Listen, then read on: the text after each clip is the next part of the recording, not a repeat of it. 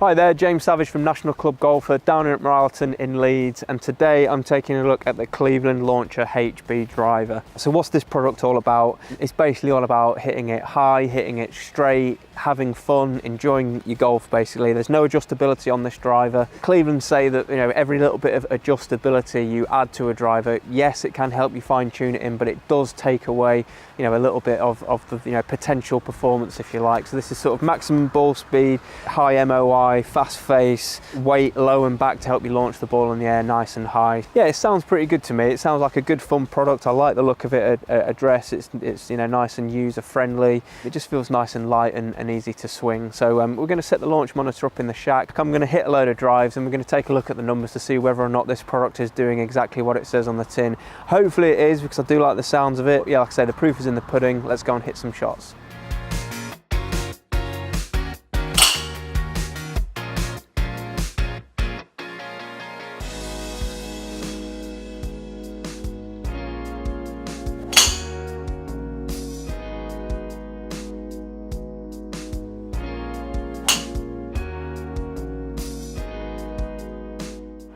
Okay, so I've just got some launch monitor data on the Cleveland Launcher HB driver.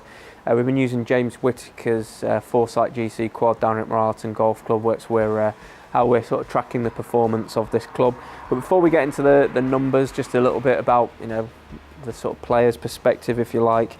At address, it's a really friendly golf club. It's nice and big. It's got an interesting design. It's not really got sort of like alignment aids, if you like. But it's got this sort of grey curve on there, which is part of the technology in the crown about the sort of like the weight savings, where they've removed weight and put it low and deep. But it's a nice finish. It's sort of like a matte grey finish there. So I don't think that's gonna put too many players off from the outset. Something that might put some players off is the sound and the feel. We're sort of indoors here, so it can be a little bit echoey, but it just had quite a loud tinny sound to it, which may put some people off. But looking at the numbers and kind of seeing what the ball was doing, I was absolutely loving this driver. It really does do what it says it's supposed to. It just sort of like launches the ball nice and easy.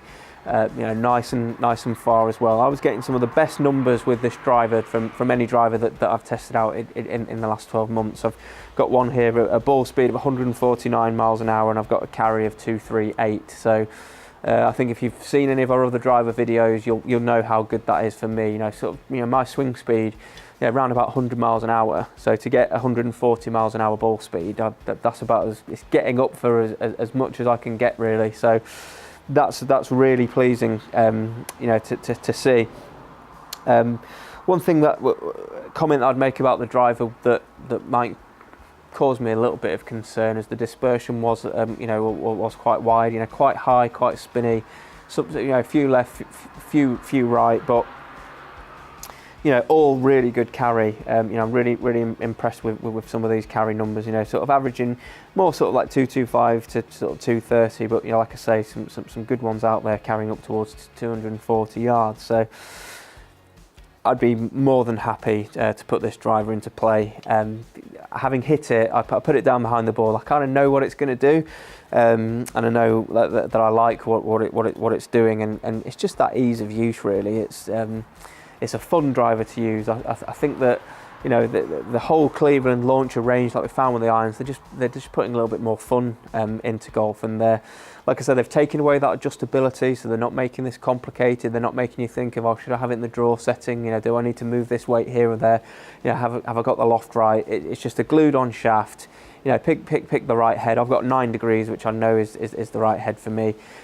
Just grip it and rip it, just go and play, have fun, test it out. The price point on these is pretty good as well. It's a lot less, it's less than £300. You've got some drivers that are getting into silly money, upwards of £400. So, there are a lot of plus points about this driver, and I think the plus points definitely outweigh the negatives, which is just really that sound and feel. Some people might not care at all about how it sounds and feels, so that's great. Some people just really are looking for a particular sound. They want it to be, they maybe want it to be sort of a bit duller, a little bit sort of like crisper, sweeter, whatever it is. But don't be put off by that. Please go and try this driver out, because you've seen there from the numbers that it does perform, and I think Cleveland have done an excellent job with it. So overall it's a thumbs up from me, and I could take this driver out onto the course, no problem. Let me know what you think. Is it a thumbs up from you? I don't know if you can pick up from the video on that sound at all, whether or not that's causing any alarm bells for you. Let us know what you think.